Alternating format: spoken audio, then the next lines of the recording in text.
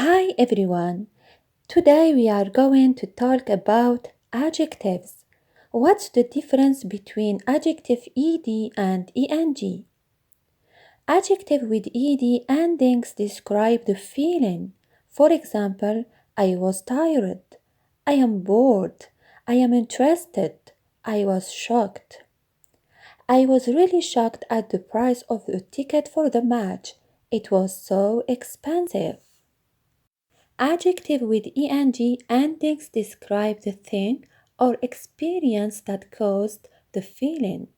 For example, it was a tiring day. I had a relaxing day. It was a boring film. I had a stunning time. The game was absolutely thrilling from start to finish.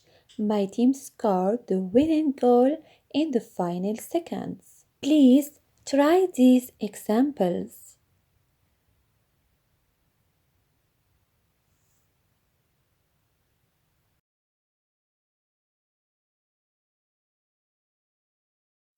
Thank you for watching.